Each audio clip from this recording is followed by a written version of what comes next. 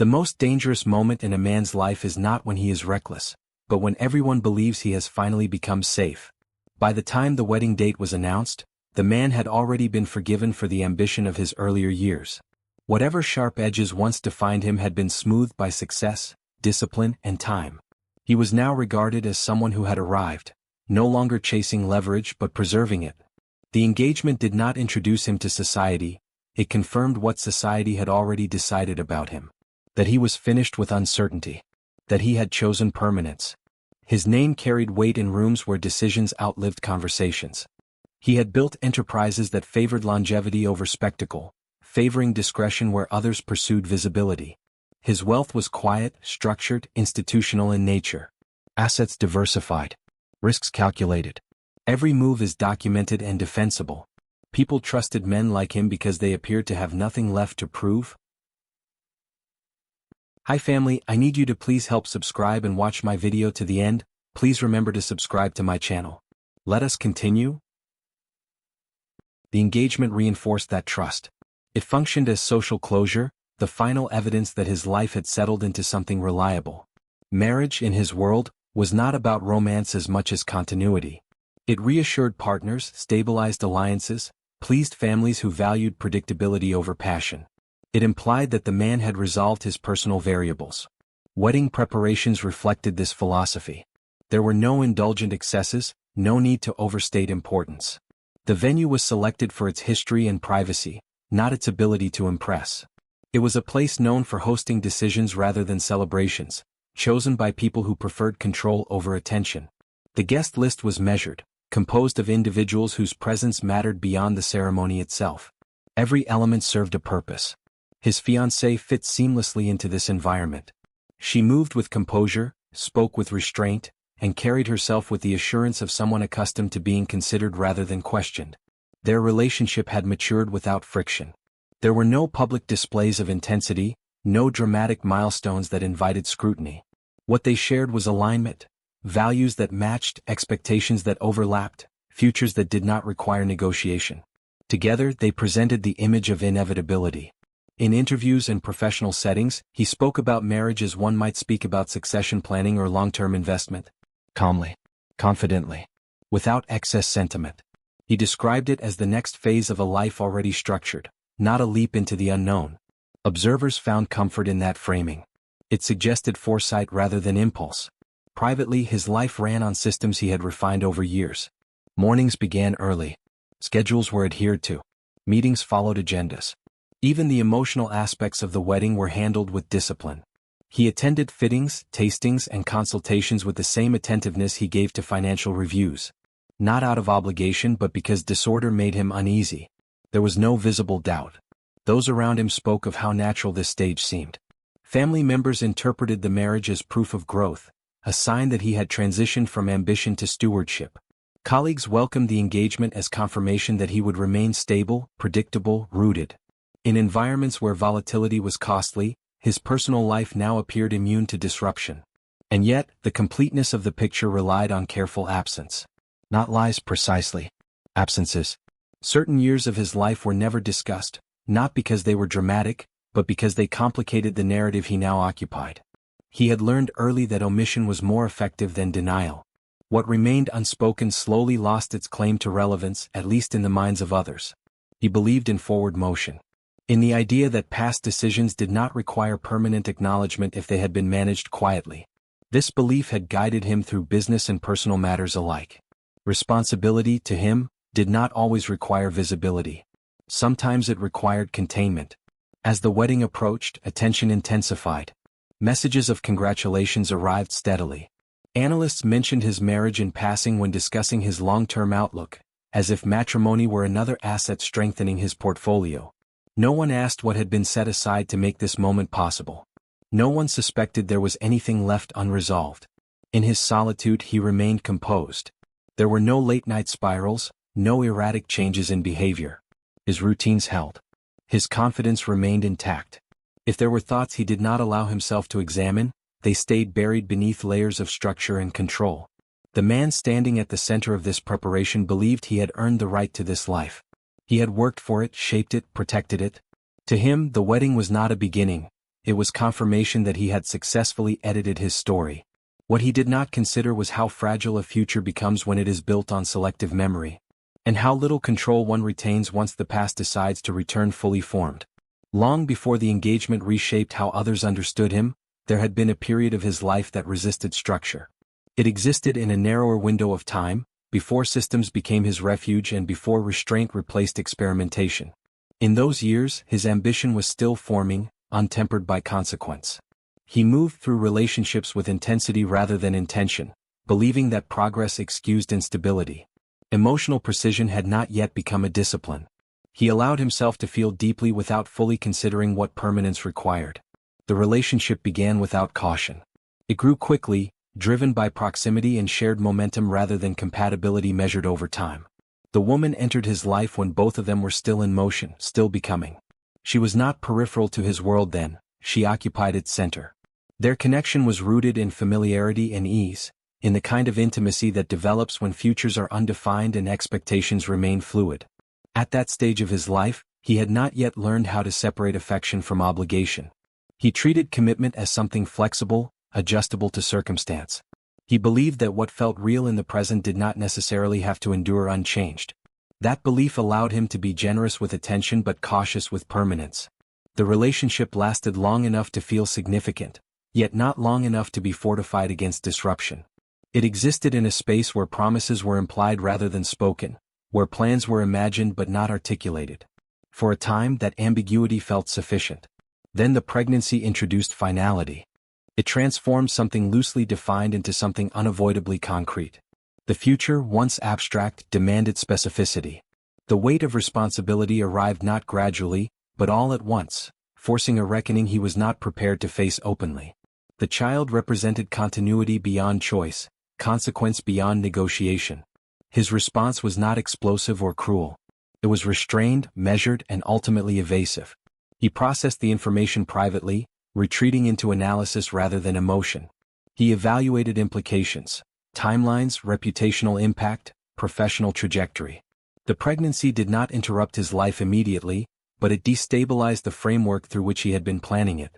At the time, his career was accelerating.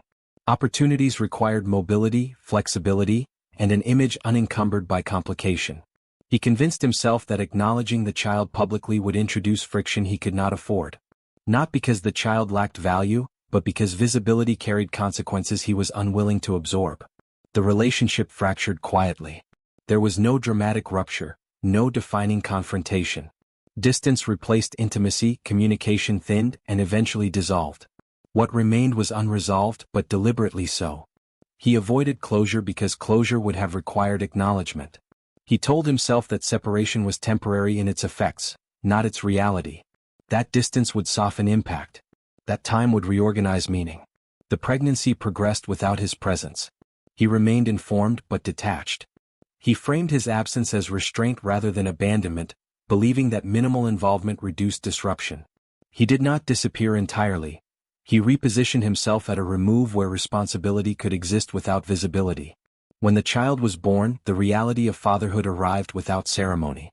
It did not redefine him publicly, but it altered the internal architecture of his life. He absorbed the fact quietly, filing it alongside other decisions he believed necessary but uncomfortable. He did not share this chapter with those who later came to know him as stable and deliberate. By the time his reputation matured into something solid, the past had been sealed. Not erased, contained. The existence of the child became a fact managed administratively rather than relationally. As years passed, the memory of the relationship shifted from something emotionally active to something historical. He did not revisit it often, not because it lacked significance, but because it no longer fit within the narrative he inhabited. He had learned to organize his life in segments, each isolated from the next. When he met the woman who would later become his fiancée, that earlier chapter felt distant. He did not experience it as deception to omit it. He viewed it as irrelevant context, a resolved variable. In his mind, the past had been handled, even if it had not been confronted. The engagement solidified that belief. It reinforced the idea that he had moved beyond the uncertainties of his earlier years. That whatever complications once existed had been neutralized through time and structure. What he failed to consider was that the past does not require proximity to remain alive. It only requires consequence. The relationship he once treated as transient had produced permanence. The child existed beyond narrative control, beyond omission. And while he had learned to live comfortably within the boundaries he created, others had been living within the consequences of his absence. By the time he stood publicly as a man preparing for marriage, the hidden past was no longer dormant. It was simply waiting, unacknowledged, unresolved, and no longer willing to remain invisible. The existence of the child was no longer a surprise to him, yet acknowledging it publicly was a consideration he avoided entirely. For a man accustomed to precision, the act of concealment became a calculated strategy rather than an emotional decision. It was not born from malice or denial of responsibility, but from an understanding of how visibility could compromise the trajectory he had worked meticulously to construct. The child, though fully real and undeniably his, occupied a space outside the map of his public identity. Financial support was arranged quietly, methodically, and without interruption. Bank transfers, educational provisions, and healthcare costs were maintained consistently. He considered these arrangements sufficient.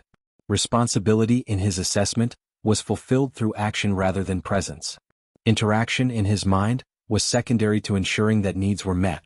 He believed this approach minimized harm while maintaining order. It allowed him to fulfill obligations without the complications inherent in intimate involvement. This strategy required meticulous compartmentalization. Every document, every transaction, every decision was organized in a manner that separated the child from his broader life. Friends, family, and professional associates were unaware.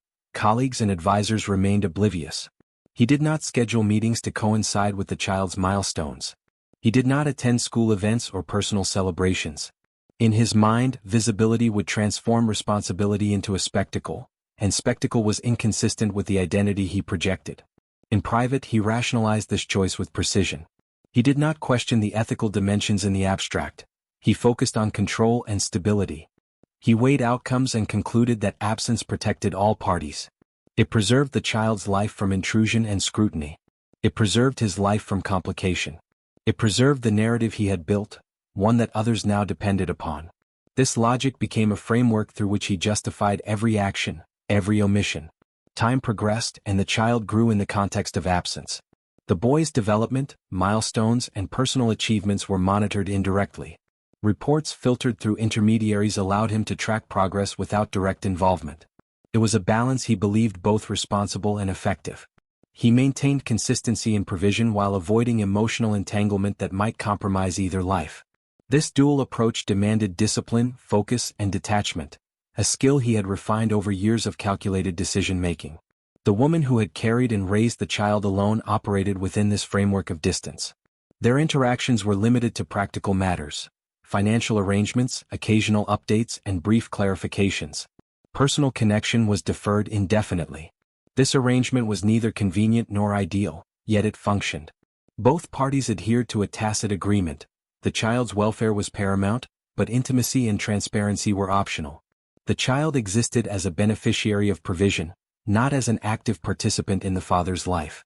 Boundaries were established and respected. This structure allowed him to advance toward the life he now publicly inhabited. Career demands intensified. Social visibility increased. Engagement announcements and preparations advanced without interruption.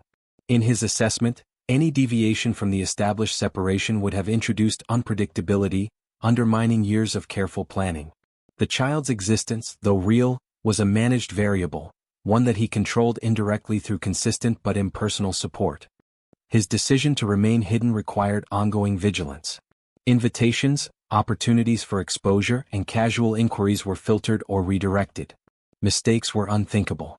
Even the perception of impropriety could destabilize the equilibrium he had constructed.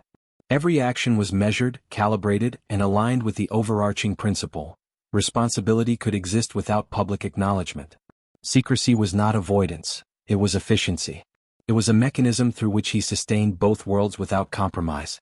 He did not anticipate that the very foundation he considered stable, the containment of the past, was vulnerable to disruption. The child, growing, aware, and connected to his mother, remained an independent presence outside the architecture he controlled. Provision without presence had succeeded in maintaining order, yet it had also created a variable entirely beyond his immediate influence. The boy's life continued in parallel, structured by care but unbounded by the father's visibility. Within this framework, he convinced himself that he had fulfilled his duty fully. Ethical responsibility in his mind was measured by reliability rather than intimacy. He had provided what was required and maintained discretion in all other respects. Any additional engagement, he reasoned, was discretionary rather than obligatory. This perspective allowed him to move confidently into the world of his engagement, secure in the belief that the past was neutralized. The child's existence, though known, was irrelevant to the trajectory of his present life. Yet the equilibrium was fragile. Stability achieved through distance can endure only so long. Time, circumstance, and choice inevitably test boundaries that appear permanent. The calculated separation that had served him effectively would later confront a force he could neither anticipate nor control. Years had passed in measured silence, but the absence of confrontation had not equated to absence of thought. For the woman, the child's life had unfolded with a clarity shaped by necessity. Every decision she made, every choice regarding upbringing, education, and exposure, had been calculated with the understanding that one wrong step could entangle the child in circumstances beyond his comprehension. She had maintained discretion for years, balancing the child's needs against the presence of a father who remained at a deliberate distance. Over time, she had internalized a code of containment. The child would grow nurtured and protected without public interference. The father's contributions, though consistent, were invisible. The existence of wealth and resources did not replace the absence of recognition, yet it allowed her to structure a life that felt stable. She understood that the path she chose, quiet, controlled, and deliberately invisible, was not ideal, but it was sustainable. Still, silence was not without consequences. As the child matured, questions emerged naturally, rooted in curiosity and observation. Children notice patterns, absences, and inconsistencies in ways adults often underestimate. The mother recognized that there were limits to concealment. Providing for the child while remaining in the shadows could not endure indefinitely. Eventually, transparency would be required, not for her sake but for his understanding of the world and his place in it. It was in this context that she began to re-evaluate the long-standing framework of concealment. Her resolve shifted, informed by the recognition that the child's welfare was no longer solely about provision but about identity. The boy's right to recognition, understanding, and a connection to his lineage had grown alongside him, independent of the father's willingness to participate. Her decision-making evolved from managing absence to ensuring visibility, not as a punitive measure, but as a necessity dictated by time, circumstance, and responsibility. She considered the implications carefully. Bringing the father into the child's world carried inherent risks: disruption, conflict, and exposure of long-buried decisions. Yet, the alternative, continued invisibility, posed a more profound threat. It risked shaping a life constrained by omission, a reality in which the child would lack context for his own origins. The moral calculus became clear. She would no longer shield the child from the father's presence, even if that meant confronting a man who had for years compartmentalized responsibility and absence. Her approach was deliberate. There was no desire for spectacle or retribution. The objective was clarity, recognition, and accountability. The years of silence had allowed her to structure the child's life in relative stability. Now she sought to expand that structure to include truth. The child's welfare demanded it. The father's responsibility, while long deferred, could not be postponed indefinitely. She recognized that disclosure would create tension, but she also understood that tension could be managed. Disregarding it would leave permanence unexamined, and permanence demanded engagement. Preparation became methodical. Every choice, every timing, and every detail was considered. She did not act impulsively. The decision was the result of careful evaluation. It was not personal vindication that motivated her, but the alignment of ethics, responsibility, and necessity. She had learned to separate emotion from action, understanding that clarity often required the suspension of impulse. The child's presence in the father's world would be introduced strategically, ensuring recognition without chaos, exposure without neglect. In reflecting on the years of concealment, she acknowledged the duality of her position. She had protected the child from absence, yet the child had grown without awareness of lineage. She had enforced discretion, yet the very discretion she maintained had postponed acknowledgement of responsibility. The realization was not one of regret, but of recognition. Systems of management, however precise, could not substitute for reality. Presence could not be replaced by provision alone. Her resolve solidified into action. She would ensure that the child existed not as a hidden fact, not as a managed variable, but as a recognized individual. The timing, the manner, and the circumstances of disclosure would be deliberate. She would not act arbitrarily. She would act strategically, preserving dignity, order, and clarity. The years of quiet had honed her capacity for calculated decision-making. Now she would apply it to a moment that demanded visibility, not spectacle. What remained constant was her understanding of responsibility. Provision was insufficient. Acknowledgement was essential. She had upheld the first with consistency and discretion. Now she would pursue the second with precision and resolve. The child's life, structured but incomplete, required completion. The father's presence, long deferred, would be inevitable. And when it arrived, it would be on terms defined by necessity, clarity, and deliberate intent. The selection of the moment was not spontaneous. It had been considered, refined, and tested against every potential variable. Years of observation, anticipation, and strategic planning converged into a single calculus. The disclosure had to occur at a point where impact was unavoidable, where presence could no longer be ignored, and where the mechanics of timing would amplify clarity without inviting chaos.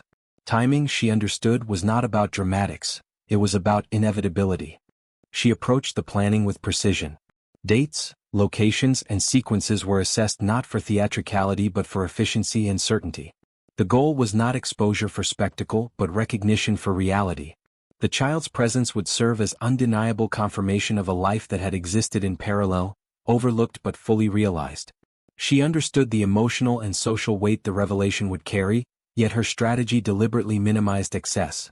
The focus was on fact, not confrontation, acknowledgement, not retribution. Every element of the plan reinforced her intent. The arrival would be controlled. The movement into the space would be measured.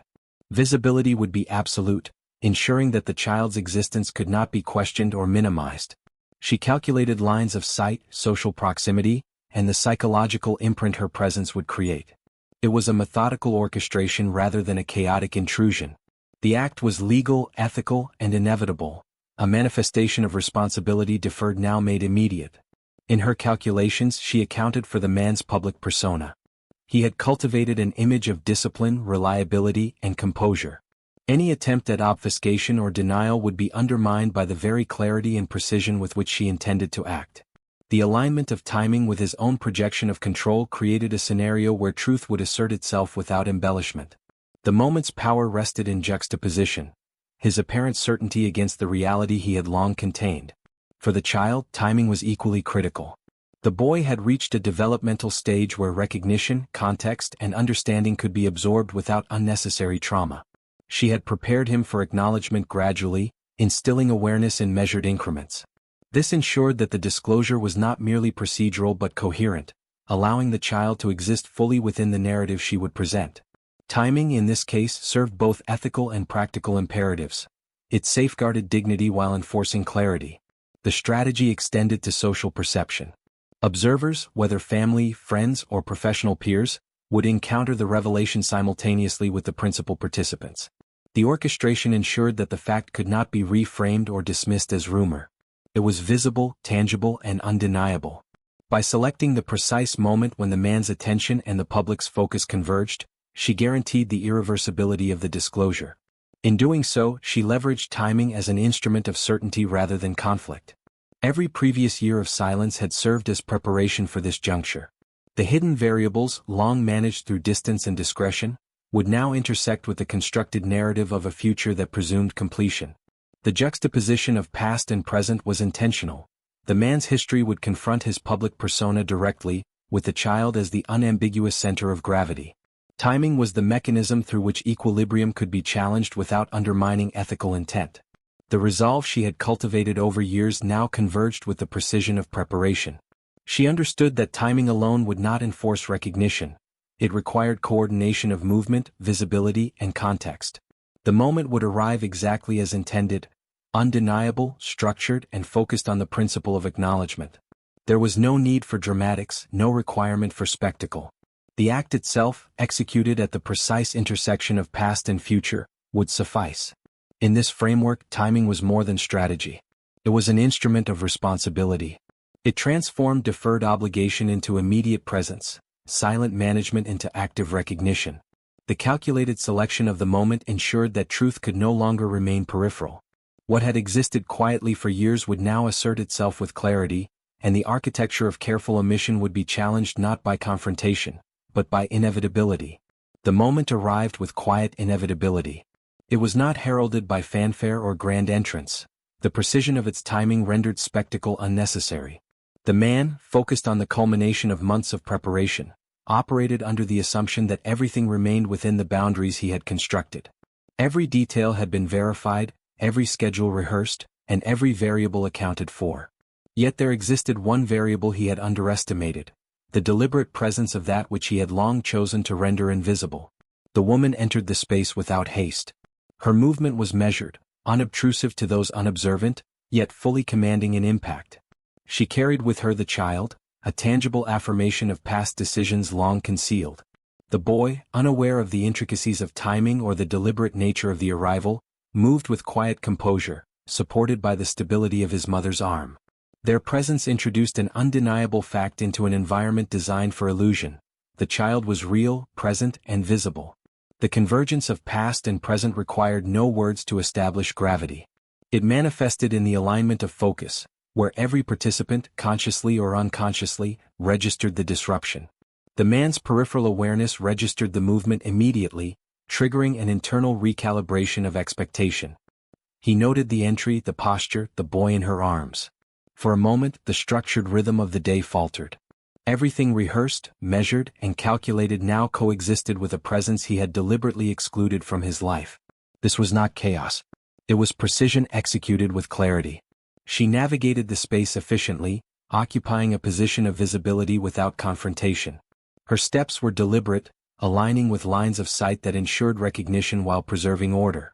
The child, while young, became an instrument of acknowledgement. His existence asserted the reality that had long been relegated to abstraction. Timing and positioning converged to create a moment that required neither speech nor dramatics to enforce impact. For the man, recognition of the interruption was instantaneous. Years of compartmentalization had cultivated confidence in boundaries that now proved insufficient. The absence he had maintained, the invisibility he had relied upon, was no longer viable. The child's presence, combined with the mother's deliberate timing, transformed a previously manageable variable into a defining event. The equilibrium he believed had been achieved dissolved in the face of undeniable fact. Observers, though initially uncertain of significance, registered the deviation from expectation. Human cognition is attuned to anomaly. The careful orchestration of ceremony had prepared participants to anticipate symmetry, structure, and consistency. The introduction of an unaccounted presence violated those anticipatory constructs, compelling recognition. The child's visibility became central not through action but through presence, and the subtle alignment of mother and son dictated attention without need for explanation. The interruption was complete without dialogue or confrontation. Its effect lay in undeniable reality rather than performance. The man, previously insulated by perception, now faced the tangible intersection of his hidden past and present commitment. His attention, previously distributed across logistics and ceremony, narrowed. The child's existence became the focal point, and the carefully curated narrative of progression faced immediate recalibration. The mother's actions reinforced control of the moment. Every step, every adjustment of the child, every aspect of posture and positioning served to maintain clarity. She did not speak unnecessarily, she did not exaggerate presence, she did not perform emotion. The simplicity of arrival and the transparency of existence created impact without artifice. The child existed not as a symbol or instrument of revenge, but as a factual presence requiring acknowledgement. For the man, the implications were immediate. The past, once compartmentalized, was now fully visible. Decisions made years earlier, managed through absence and discretion, confronted him directly. Every system he had designed to separate life into manageable segments was disrupted by this singular event. The child's visibility challenged not only his planning but also the assumptions underpinning his public identity. Recognition was required, omission was no longer feasible. The interruption, though brief in duration, established a trajectory that would determine subsequent consequences. By entering the space at the exact intersection of expectation and preparation, the mother ensured that visibility could not be ignored, questioned, or reframed. The child's presence demanded acknowledgement, and the precision of timing ensured that acknowledgement could not be postponed further. The man's awareness, previously insulated by careful strategy, now encompassed a singular, unavoidable truth. The past had entered the present, and the child existed as a definitive, undeniable factor within the architecture of his life. The interruption was complete, and its effect absolute. The presence of the child transformed a managed equilibrium into an unavoidable reality. What had once been a carefully contained secret, managed through distance and discretion, now existed in full visibility. The calculated invisibility that had preserved the man's life, image and narrative collapsed instantaneously under the weight of undeniable truth. Exposure in this sense was not a dramatic eruption. It was the natural consequence of intersection, past and present converging in the most public and irreducible form. The people gathered, trained to anticipate stability and routine, registered the anomaly with immediate attention. Human perception is attuned to deviations from expectation, and the sudden, deliberate introduction of the child produced a subtle but pervasive shift in focus. Observers did not need to understand context to perceive significance. The child's existence alone implied history, decisions, and consequences previously hidden. Exposure does not require explanation, it requires only presence. That was the principle at work in this moment. For the man, the awareness of exposure was instantaneous and precise. He recognized, with clear and deliberate understanding, that every action he had taken to contain the past was now visible to those whose opinions, scrutiny, and judgment mattered. The child, positioned intentionally within the line of sight, functioned as irrefutable evidence of choices made years earlier. The financial arrangements, the careful management, the compartmentalization of responsibility, all of it existed now in parallel with a visible outcome that required acknowledgement. Exposure is less about accusation and more about incontrovertibility, and in this case it was absolute. He observed the mother and child without needing verbal confirmation. The alignment of timing, presence, and attention had done the work he had long avoided. He could no longer interpret absence as control, invisibility as management, or silence as resolution. The exposure rendered those strategies obsolete. Every plan, every precaution he had relied upon to maintain a coherent public image, now existed alongside a tangible contradiction. The child was real, undeniable, and immediately visible to everyone present.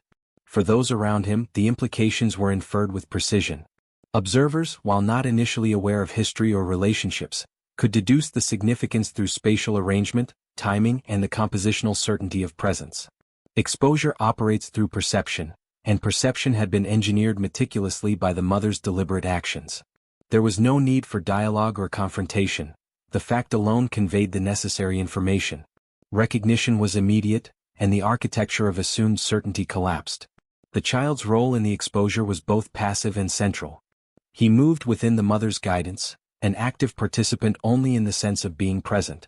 He was not performing, articulating, or reacting in ways that dramatized the event. Yet his existence enforced clarity. Exposure, when grounded in unalterable fact, requires no performance. The child's presence was enough to destabilize the narrative that the man had carefully curated, creating a vector through which truth could no longer be deferred. The exposure also reframed the man's engagement entirely. What had been perceived as stability, responsibility, and foresight was suddenly recontextualized in light of omission. Long-term observers, both personal and professional, would inevitably re-evaluate assumptions. The man's reliability, previously inferred from measured behavior and public demeanor, would now be juxtaposed against the reality of absent acknowledgement. Exposure is not immediate judgment. It is the creation of conditions under which judgment becomes necessary and unavoidable. Importantly, the exposure did not rely on spectacle. There was no spectacle, only clarity. The moment achieved its effect through precision, timing, and the tangible presence of fact. All elements aligned seamlessly. The mother, the child, and the environment orchestrated convergence rather than confrontation. Exposure was complete because the conditions left no room for contestation, reframing, or evasion. In the aftermath of those initial moments, the man's internal assessment unfolded systematically. He measured consequences, considered responses, and noted the irrevocability of the situation. Exposure had not punished him. It had simply rendered all prior concealment visible, subject to interpretation, and irreducible. It was the logical culmination of choices made in the past, now intersecting with the present. The child's existence demanded attention, acknowledgement, and reconsideration of the life he had constructed. The architecture of omission, once his tool, became immediately irrelevant. Exposure is the point at which management ends and consequence begins. All previous arrangements, all carefully maintained distance, All controlled narratives now collided with undeniable reality. Recognition, acknowledgement, and adaptation were no longer optional. The past, once invisible, now claimed its place within the public and personal space of the man's present life. The bride's understanding of the situation evolved in precise, deliberate increments. Unlike the fleeting shock or emotional surge that an unprepared observer might experience, her realization unfolded with measured awareness. The exposure of the child, the undeniable evidence of a past concealed, reframed everything she had believed about the man she intended to marry. Her attention, previously focused on the certainty of ceremony and the alignment of public perception, recalibrated to absorb layers of history that had existed beyond her knowledge. She processed the convergence of timelines systematically. The engagement, meticulously planned, had presented a narrative of stability, reliability, and integrity. Every interaction, every gesture, and every element of ceremony reinforced that narrative. The revelation of a child, an unavoidable, tangible presence, disrupted assumptions. It did not only suggest omission, it defined it. Decisions made in the past, managed for convenience and discretion, now intersected with the present in a way that demanded critical evaluation. Her assessment was analytical. She considered the implications of omission, the consequences of delayed acknowledgement, and the structural integrity of the man's character. The child's existence was not a reflection of malevolence but of calculated management. Yet the choice to withhold presence, despite financial support and indirect acknowledgement, introduced a significant variable in trust, transparency, and relational reliability. The bride recognized that the absence was not random or inadvertent. It was intentional. Strategy had replaced spontaneous responsibility, and that distinction mattered. In recalibrating perception, she distinguished between the child's reality and the choices surrounding him. The boy was not an agent of disruption. He existed independently beyond blame, consequence, or performance. The impact lay in the deliberate separation that had been maintained for years. Her evaluation focused on the structural implications of that separation, how it reframed relational trust, how it challenged assumptions about transparency, and how it reshaped her understanding of the man's decision-making framework. She noted that the exposure, while precise and unavoidable, had revealed more than a secret. It had illuminated patterns of behavior. The man's capacity for compartmentalization, his ability to separate responsibility from visibility, his reliance on omission as a strategic tool, these traits were no longer abstract concepts. They were factual, demonstrable, and integrated into the narrative of the present. The bride's realization was therefore systemic. It encompassed not only the immediate disclosure but also the architecture of prior behavior and the implications for future reliability. In parallel, she considered her own position with precision. Her expectations had been built on assumed transparency and alignment. The engagement had represented a culmination of mutual understanding, yet the existence of the child introduced an unanticipated asymmetry in knowledge and experience. She recognized that entering a marriage under these conditions would require negotiation not only of present facts but also of historical absence, a task she evaluated as structurally complex and personally consequential. Her analysis extended beyond emotional impact. She assessed relational mechanics, how the presence of a child, previously excluded, would integrate into domestic life, social perception, and long-term planning. Beyond emotion, she calculated the structural implications for decision-making, future stability, and shared accountability. The child's existence necessitated an integration that had previously been postponed by design. The recognition of this requirement formed the basis of her evolving position, grounded in rational assessment rather than impulse. This realization also prompted reflection on character and principle. Integrity, she understood, is defined less by public performance and more by transparency in action.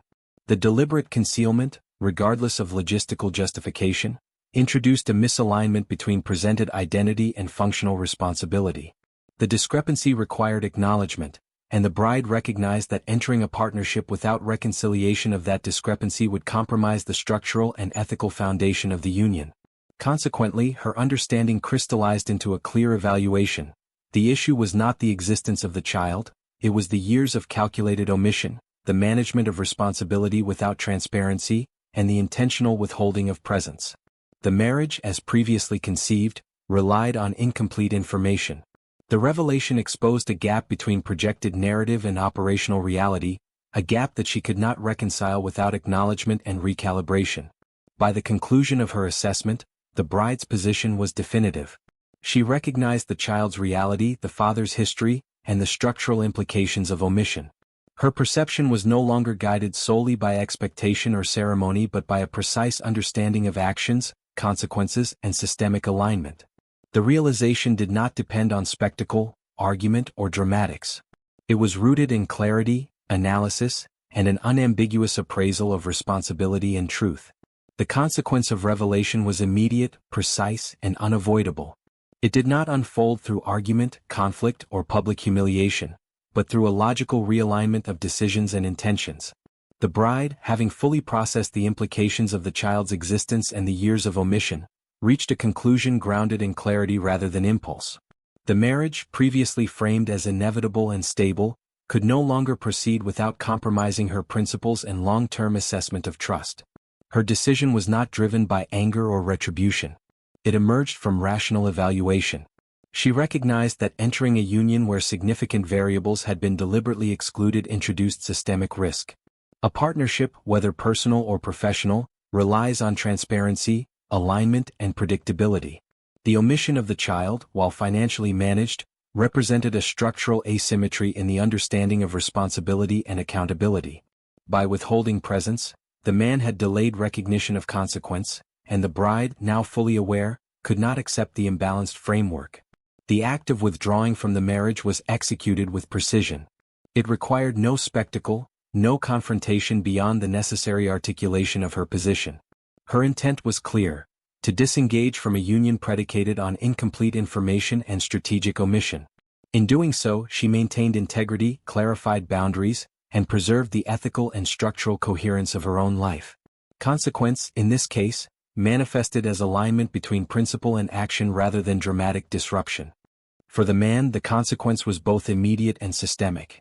The carefully constructed narrative of responsibility and stability, maintained for years through distance, financial provision, and compartmentalization, was now challenged not by accusation but by the withdrawal of consent. The engagement, once a testament to perceived maturity and reliability, became the context for accountability. Every decision he had made to delay presence, every arrangement executed to maintain invisibility, now confronted an outcome he had not anticipated: the potential loss of a partnership he valued. Consequences operate most effectively when they expose the relationship between action and impact. In this scenario, the withdrawal demonstrated the tangible effect of omission. The child, while a factor in the exposure, was not a direct agent of consequence. Rather, the systemic choices that had produced absence were now measured against relational expectations. The bride's decision functioned as a logical extension of principle, revealing that responsibility deferred, when rendered invisible, cannot substitute for engagement or acknowledgement. The broader social and professional implications were immediate as well. Observers, witnesses to the revelation and subsequent decision, could interpret the outcome within the framework of structural reliability and ethical evaluation. The man's capacity to manage personal and professional systems had been proven in operational terms, but the ethical dimension, previously assumed to align with execution, had been exposed as incomplete. Consequence, therefore, encompassed both private and social domains. Accountability required alignment between action, presence, and transparency. In the aftermath, the man's internal assessment shifted from management to reflection. He analyzed the factors that led to withdrawal, examining both timing and strategic failure. He recognized that systems of omission, no matter how disciplined, are vulnerable when human principles intersect with fact. The withdrawal highlighted a failure not in resource allocation, planning, or execution, but in ethical and relational integration. Consequence, he realized, is most potent when it intersects with principle rather than procedural competency. The child's role remained central but contextually indirect. Exposure had initiated recognition. Withdrawal ensured that consequence followed. The boy's presence no longer functioned merely as evidence but as a pivot point around which structural integrity was tested. Responsibility, provision, and care were insufficient when measured against transparency, acknowledgement, and relational congruence. The man faced the concrete result of deferring visibility. A union predicated on incomplete truth could not be sustained. For the bride, consequence manifested as empowerment and alignment. By withdrawing, she reinforced the principle that engagement in a partnership requires full access to relevant realities, and that ethical coherence supersedes social expectation. She acted with deliberation, measured assessment, and systemic understanding, ensuring that her decision maintained both personal integrity and structural clarity. Consequence, in this case, reinforced principle. Absence cannot substitute for presence, omission cannot replace acknowledgement, and visibility is fundamental to trust. In totality, the event illustrated the inevitable intersection of action and accountability. The exposure of the child, the recalibration of awareness, and the withdrawal of the bride collectively enforced a consequence that was neither arbitrary nor reactionary. It was the natural outcome of decisions executed over time, made unavoidable by clarity, timing, and principle. The wedding that had been meticulously planned never reached its ceremonial conclusion, yet the ramifications of that single interruption extended far beyond the halted vows.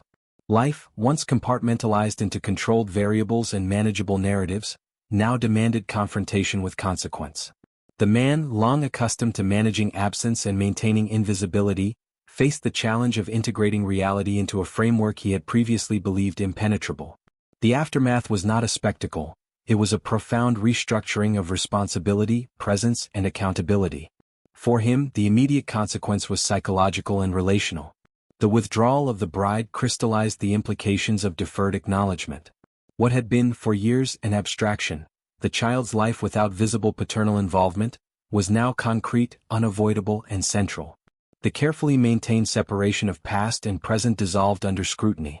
He was forced to consider not only the logistical implications of fatherhood but also the ethical and personal dimensions of a life structured around selective visibility. Presence, previously optional, was now a necessity. In practical terms, the aftermath demanded reorientation. Financial provision, once the primary mechanism of responsibility, could no longer substitute for engagement. Decision-making, once executed at a distance, now required direct participation. Education, health, and social integration of the child could no longer be addressed through intermediaries. His involvement was mandated by circumstance and principle. The deferred responsibilities that had seemed sufficient in isolation now appeared incomplete when measured against relational reality. Accountability, long postponed, could not be deferred indefinitely. Beyond personal adjustment, the social implications became immediate. Friends, colleagues, and extended networks, some of whom had viewed the engagement as confirmation of stability and maturity, now observed a recalibration. The man's image, carefully curated over years, had been interrupted not by scandal but by truth. The child's presence and the bride's withdrawal redefined perceptions of reliability, trustworthiness, and relational management. Social constructs, once aligned with controlled narrative, required realignment in response to revealed fact. The child, though young, experienced the shift in a contained but inevitable way. Whereas previously his existence had been parallel, partially insulated from public acknowledgement, he now occupied a central position within the father's attention and responsibility. Interaction, guidance, and presence became tangible, structural elements of daily life. The aftermath required adaptation from both the man and the boy, integration of identity, clarification of roles, and establishment of relational continuity. Presence replaced abstraction, acknowledgement replaced omission. For the mother, the aftermath validated the precision and strategy of her actions. Her years of deliberate discretion had maintained stability, and her calculated timing had ensured recognition without unnecessary chaos. By orchestrating visibility and enforcement of responsibility, she had converted deferred obligation into immediate engagement. The aftermath, therefore, was not merely the consequence for the man, it was also the fulfillment of her strategic intent, to secure acknowledgement, presence, and ethical alignment for her child. The man's internal recalibration extended to emotional and strategic considerations. He recognized the cost of postponed truth, not financial, procedural, or logistical but relational and ethical. The child's recognition could not be negotiated. It required adaptation, integration, and engagement. The withdrawal of the bride underscored the stakes of invisibility. While absence might have delayed confrontation, it could not eliminate consequence. Adaptation became mandatory, and personal development shifted from controlling variables to managing accountability. In structural terms, the aftermath established new frameworks of interaction. Schedules, routines, and relational boundaries required revision. Financial support alone was insufficient. Engagement demanded presence, awareness, and ethical transparency. The child, no longer a managed variable, now demanded participation. The mother, acting strategically and ethically, had ensured that responsibility was measured in tangible, unambiguous terms rather than proxy mechanisms. The aftermath enforced clarity where omission had previously prevailed. Ultimately, the event redefined the man's understanding of consequence, responsibility, and fatherhood. It revealed the limitations of control when moral and relational variables intersect with reality. Deferred acknowledgement, managed invisibility, and strategic absence were insufficient to sustain a life free from relational accountability. Presence, engagement, and ethical transparency became central imperatives. The aftermath was neither punitive nor performative. It was the inevitable realignment of a life previously structured around omission. The final lesson of the aftermath was clear. Choices deferred, concealed, or selectively managed will ultimately intersect with reality, demanding acknowledgement, adaptation, and engagement. The man, now confronted with the full spectrum of consequence, faced the enduring task of reconciling past decisions with present responsibility. His life, once compartmentalized and curated, was now inseparable from the truth he had long deferred.